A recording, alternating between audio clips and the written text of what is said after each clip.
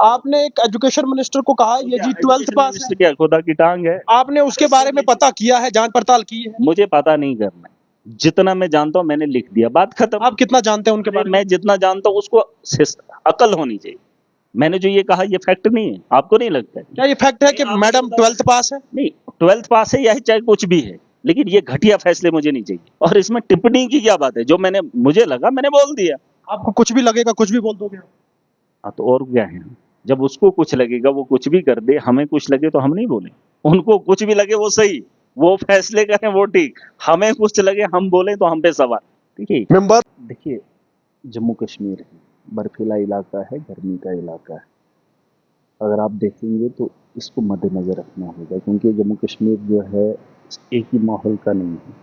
और इसमें मैडम को मैंने इसीलिए कहा है क्योंकि अगर आप देखेंगे कॉलेजेस की बात हो, हायर सेकेंडरीज की बात हो या स्कूलिंग जो भी स्कूलिंग हो रही है यहाँ पे उसकी बात हो, हमारा कुछ अलग तर्ज रहता है। चिनाब वैली का एक अलग है, जम्मू का एक अलग है, उसके अलावा कश्मीर का एक अलग माहौल है। इस वक्त यात्रा है, मैंने कुछ डिस्ट्रिक्ट की बात की, चिनाब वैली के अंदर आते हैं, जैसे रामबन का हो गया, बानेहल का इलाका हो गया। उसके अलावा उनको भी कुछ फेसेस करना पड़ता है, उनके बारे में भी सोचा जाना चाहिए। अब एक ही ऑर्डर निकलता है पूरे जम्मू कश्मीर में इम्प्लीमेंट होता है, ये वही बात हो गई। हम गाँव के लोग हैं, पहाड़ी लोग हैं। अगर आप देखेंगे राशन कार्ड को लेकर, मैं एक मिसाल छोटी सी देना चाहूँगा कि राशन कार्ड का रेशो बनता है 60 और 40 का, ठीक है? चाहे आप शहर में रह रहे हैं या अच्छे खासे गाँव के अंदर रह रहे हैं, उसी रेशो के हिसाब से आपके राशन कार्ड बनते हैं। क्या ये ज़रूरी नहीं है जहाँ 100 घर हैं 100 में से 80 घर गरीब हैं? क्या उनके 80 राशन कार्ड बीपीएल या अंत्योदय के नहीं होने चाहिए? लेकिन एक ऑर्डर निकलता है जो कुछ लोग दफ्तरों के अंदर बैठकर बनाते हैं और वो हर आदमी को इम्प्लीमेंट करना पड़ता है। मैं ये कह रहा था क्राइटेरिया अलग से बनना चाहिए था, जम्मू के लिए अलग, कश्मीर के लिए अलग और चिनाब वैली और पीर पंजाल के लिए। लेकिन वो जो ट्वीट है वो तो जातियात पे गया है, आपने साफ तौर पर ये कहा नहीं जी 12th क्लास पास है जी। बात ही वही है ना, जब बंद कमरे में बैठकर बिना नॉलेज के फैसला जम्मू गए हैं, आपने पता किया है कि पढ़ाई कितनी की है, क्या किया है, आपको पता है? आप सुन लीजिए, अगर मैडम तक ये बात पहुंचा दो, मैंने उसको खुद भी बोला है और आप भी पहुंचा देना और लोग जो सुन रहे हैं वो भी सुन लें। हमारे यहाँ पीएचडी, एमफिल, स्कॉलर, बड़े बड़े वक्त लगाकर एजुकेशन हासिल की, कहाँ है सब?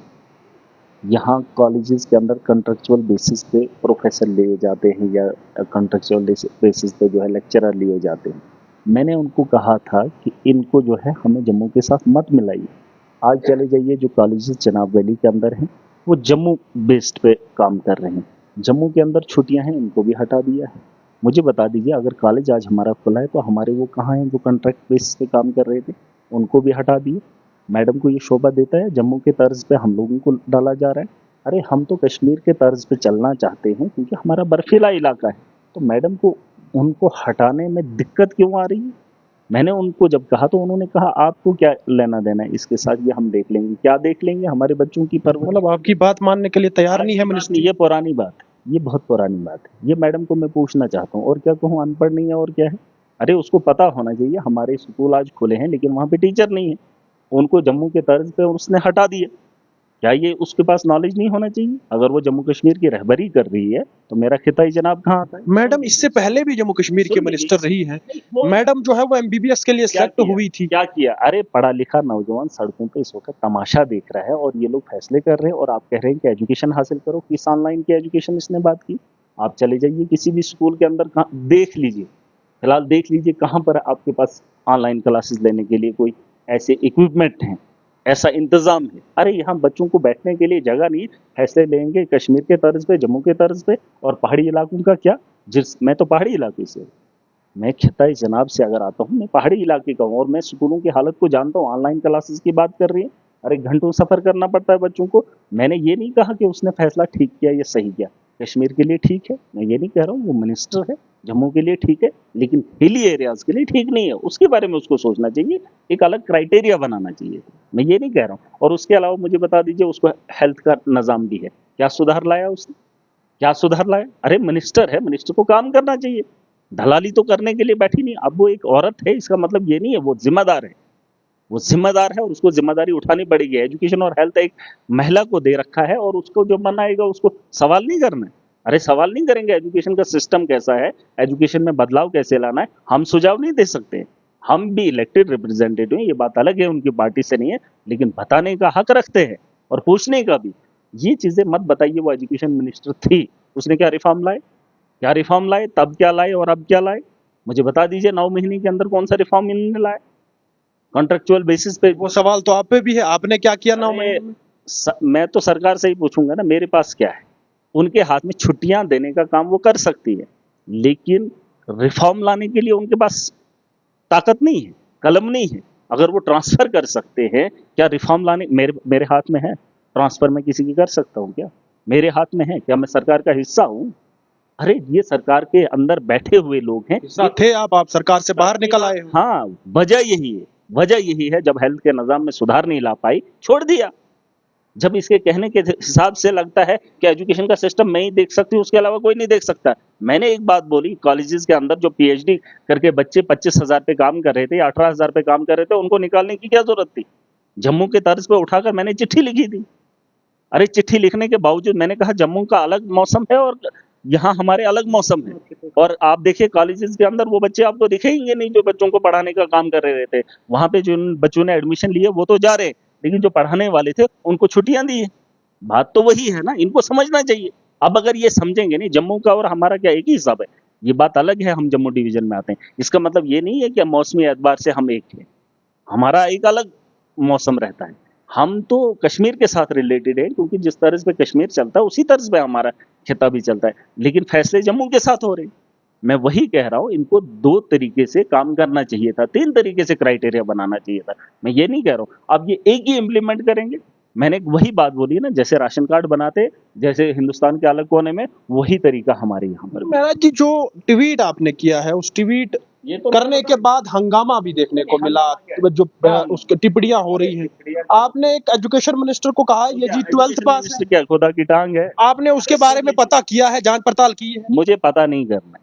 जितना मैं जानता हूं मैंने लिख दिया, बात खत्म। आप कितना जानते हैं उनके बारे में? मैं जितना जानता हूं उसको अकल होनी चाहिए। मैंने जो ये कहा ये फैक्ट नहीं है, आपको नहीं लगता है? क्या ये फैक्ट है कि मैडम 12th पास है? नहीं, 12th पास है या चाहे कुछ भी है, लेकिन ये घटिया फैसले मुझे नहीं चाहिए। आप मुझे बताइए ऑनलाइन क्लासेस कौन देगा? आज दुनिया कहां की कहां पहुंची है और ये कह रही है ट्वीट लिखने से ये थोड़ी दिखाना है कि हम ऑनलाइन क्लासेस देंगे। कौन देगा? वही ट्वीट पे आपका भी सारा सिस्टम चल रहा है। बात वो नहीं है, बात ये बता दीजिए आप, बात वो करें आप कहाँ रहते हैं? आपके इलाके के अंदर क्या स्मार्ट क्लासेस चल रही हैं? चल रही है, हर स्कूल के अंदर है।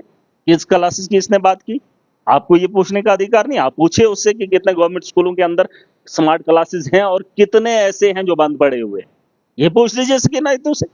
यार वो मिनिस्टर है, एक अलग बात है, उसको पार्टी ने मिनिस्टर बनाया है, इसका मतलब ये नहीं है कि आप उससे सवाल नहीं पूछ सकते। सवाल पूछना मेरा हक है, मेरा क्या कोई भी आम आदमी पूछ सकता है। और इसमें टिप्पणी की क्या बात है? जो मुझे लगा मैंने बोल दिया। आपको कुछ भी लगेगा, कुछ भी बोल दोगे? हाँ तो और क्या है, जब उसको कुछ लगेगा वो कुछ भी कर दे, हमें कुछ लगे तो हम नहीं बोले। उनको कुछ भी लगे वो सही, वो फैसले करें वो ठीक, हमें कुछ लगे हम बोले तो हम पे सवाल। देखिए ये चीजें नहीं है, मैं एक अच्छे तरीके से आपको समझा रहा हूँ जो हालात है यहाँ के। मैंने कहा कि कॉन्ट्रेक्चुअल बेसिस पे जितने भी, चाहे वो हायर एजुकेशन के हैं या नीचे के हैं, हायर सेकेंडरी लेवल के हैं, उनको आप देख लीजिए। उन बच्चों को जो पढ़ लिख कर वहाँ पे दर बदर की ठोकरें खा रहे हैं, इनके दरवाजे खटखटा रहे हैं, और ये क्या कर रहे हैं? और ये पढ़ लिख कर बनेंगे, मंत्री तो बनेंगे, लेकिन उन नौजवानों का क्या हाल? किस एजुकेशन की बात कर रहे हैं? ये बच्चे एजुकेशन हासिल करने के बाद कहाँ जाएंगे? या सरकार के पास इनके लिए पॉलिसी है? मुझे बता दीजिए ना। जो बच्चे इस वक्त स्कूल जा रहे हैं, पढ़ेंगे तो पढ़ेंगे, लेकिन पढ़ के जाएंगे कहाँ? क्या इसका कोई क्राइटेरिया है? क्या आपके पास कोई लिखत में दिया है इन्होंने कि पढ़ने के बाद आप ये करेंगे?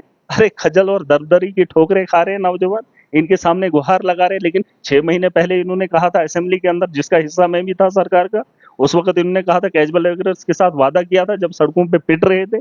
इन्होंने कहा था 6 महीने का वक्त दीजिए, हमारी सरकार है, हम करेंगे। क्यों नहीं किया? 6 महीने बीत गए। अरे झूठ पे झूठ सवाल महराज से पूछ रहे, इस सरकार से पूछ लो जिस सरकार से मैं अलग हो गया। यही वजह है कि लोगों के साथ उतना झूठ ना बोलिए और लोगों को इतना बेवकूफ मत समझिए। आप बताइए कि आपका फ्यूचर प्लान क्या है? हमारी नस्लों के लिए, आगे के लिए क्या मुस्तकबिल है? आपके पास मुस्तकबिल है नहीं। अगर आपके पास वो नहीं है जिसका अजाला आपको करना चाहिए, आप तो वो नहीं कर सकते, ट्रांसपेरेंसी नहीं ला सकते। जो आपके पास है उसको आप सुधार में नहीं ला सकते। अरे जेएमसी का मामला हुआ, एक लड़की की मौत हुई। अगर सकीना तो एक महिला है, उसकी तो बड़ी बातें हुई नहीं जी, वो मिनिस्टर है। क्या वो वक्त याद नहीं है आपको जिस वक्त 22 साल एक लड़की की डेथ होती है हॉस्पिटल के अंदर? क्या उसके माँ बाप के पे गुजरी है? क्या उसके पति पे गुजरी है? ये भी कहा गया कि मैजिस्ट्रल इंक्वायरी जो है सुन तो लीजिए, कहाँ है वो मैजिस्ट्रियल इंक्वायरी? क्या ये मैडम को नहीं एहसास होना चाहिए? वो भी एक औरत है, एक 22 साल की बच्ची, ये तो औरत है। अरे वो तो 22 साल की उम्र की वो बच्ची थी जिसका कत्ल हुआ है। और क्या वो उसका उसका एहसास इन लोगों को नहीं होना चाहिए? आप बात वो कीजिए जिसमें फैक्ट हो। वो एक मंत्री है, वो बात अलग है। मेरे सामने उसकी और एक आम आदमी के, आम परिवार से निकली हुई एक बच्ची की बराबर अहमियत है, लेकिन उस पर उसने ट्वीट नहीं किया। उस पर उसने ट्वीट नहीं किया। वो कत्ल हुआ था और जिस वक्त उसकी मौत हुई थी उसके बाद उसको डोडा से रेफर किया। क्या ये उसके हाथ में नहीं था? क्या उस पर इंक्वायरी नहीं कर सकती थी? डॉक्टर मधु की मैंने बात की जिसके डॉक्यूमेंट्स फ्रॉड है, क्या उस पर इंक्वायरी करना इसको शर्म आ रही है? एक औरत को जिम्मेदारी दे दी है, हाँ वो जो मर्जी आएगी वो करेगी। अरे उसको सुधार के लिए भेजा, सुधार कर नहीं सकते, महराज सवाल उठाएगा। उसको इस बात का एहसास महराज कराएगा। ये कश्मीर के लोगों ने चुन कर भेजा है वो बात अलग है, लेकिन जम्मू कश्मीर का हिस्सा महराज है और जिस असेंबली से मैं आता हूं वो जम्मू कश्मीर का हिस्सा है। और अगर मेरे इलाके के अंदर कुछ भी हो रहा है उसकी जिम्मेदार सरकार है, और सरकार से पूछने के लिए महराज को अधिकार आवाम ने दिया, और मुझे इस आइन ने, इस मुल्क ने मुझे वो हकूक दिए, और इनको मैं पूछूंगा। और आज तक इन्होंने क्या किया वो एक बात का खुलासा, उस पर बाद में बात करेंगे। फिलहाल अभी असेंबली का सेशन होगा, 7 महीने बीत गए, इनको शर्म हया तो है नहीं। आप मुझे बता दीजिए, बजट इन्होंने लाया, पैसा कहां है?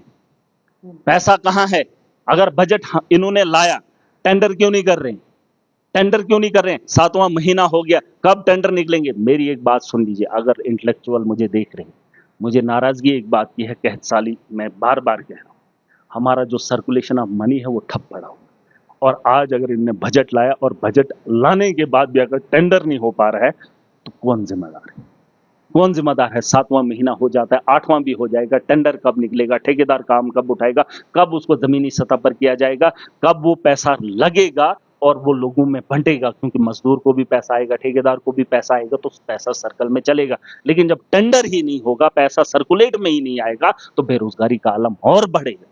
मैं इसलिए इनसे नाराज हूं। आज अगर इन्होंने कहा बजट हमने लाया, बजट अगर आपने लाया तो टेंडर करवा दीजिए ना। आप बता दीजिए हमारे पास पैसा है, सड़कों का है, आपके पास बिल्डिंग का है, आज ही कर दीजिए ना। सर्दियों के टाइम में आप कामों को उठाएंगे तो कितना आप करेंगे, पैसा कितना लैप्स होगा? और मैंने आज दावे के साथ बता रहा हूँ, आज दावे के साथ बता रहा हूँ, मैं अगर क्रिकेटर होता ना तो लोग तारीफ करते, नहीं महराज मलिक क्रिकेटर है। मैं एक लीडर हूं, मैं नस्लों के लिए बेहतर चाहता हूं। मैं क्रिकेटर अगर होता तो अपने लिए और शायद मैं भी मुल्क के लिए भी खेलता, लेकिन फिलहाल अपने आप के लिए इंसान खेलता है, उससे किसी एक आम आदमी को कोई भी फायदा नहीं होता है। लेकिन एक लीडर होने की हैसियत से मैं बता रहा हूं, जिम्मेदारी के साथ बता रहा हूं, पूछ लीजिए इनसे, 7वां महीना हो गया, जमीनी सतह पर किसी एक काम को उठाने में नाअहल है, फेलियर है इन लोगों का। और अगर वो काम नहीं उठे तो जो माहौल आप देख रहे हैं, बेरोजगारी का आलम और जो नशे का बाजार गर्म हुआ है वो और बढ़ेगा। क्योंकि बेरोजगारी का आलम कब बढ़ता है? जब गांव के अंदर पैसा आएगा, ठेकेदार पैसा कमाएगा, तो यकीनन वो गांव के दुकानदार को पैसा देगा, वो गांव के मजदूर को पैसा देगा। लेकिन जब ठेकेदार के पास ही पैसा नहीं होगा तो मुझे बताओ वो गांव कैसे चलेगा? पूछ लीजिए इनसे, पूछ लीजिए इनसे कि 7 महीने हो गए, आपने बजट लाया था, बजट के बाद जब काम उठाने थे तो उन कामों को उठाने में देरी क्यों है? और मैंने पहले भी कहा था, आज भी बता रहा हूं, पिछले साल सबसे ज्यादा पैसा लैप्स हुआ है जम्मू कश्मीर के इतिहास के अंदर, पता कर लीजिए। और इस बार मुझे उससे ज्यादा उम्मीद है। और बेरोजगारी कितने उरूज पर जाएगी? बेरोजगारी का मतलब ये नहीं कि आप गवर्नमेंट जॉब मांग रहे हैं, बेरोजगारी का मतलब ये है कि जमीनी सतह पर जो भी आदमी है उसे अगर रोजगार नहीं मिल रहा है, वो किसी भी शक्ल में हो, मजदूर की शक्ल में हो, दुकानदार की शक्ल में हो, ठेकेदार की शक्ल में हो, और मैं समझ सकता हूं कि वो जिम्मेदारी इनकी है। और इनको बता दो, अगर आपकी सरकार है और अगर अपने बजट लाया है तो टेंडर करने में देरी क्यों है? टेंडर कर दो। अगर पैसा सेंटर नहीं दे रही है, फिलहाल वक्ती तौर आप टेंडर निकाल लीजिए, टेंटेटिव काम करवा लीजिए, जब आपको पता है पैसा आना ही आना है तो दे दीजिए ना कामों को धक्का। काम आज शुरू कर दीजिए, आज मौसम है, आज काम करने का वक्त है, आज सीमेंट वर्क किया जा सकता है। लेकिन जिन महीनों पे ये लोग जा रहे हैं उन महीनों में जमीनी सतह पर कोई भी काम नहीं होगा और सबसे ज्यादा पैसा लैप्स होने में मुझे लगता है इस सरकार में पहल हो।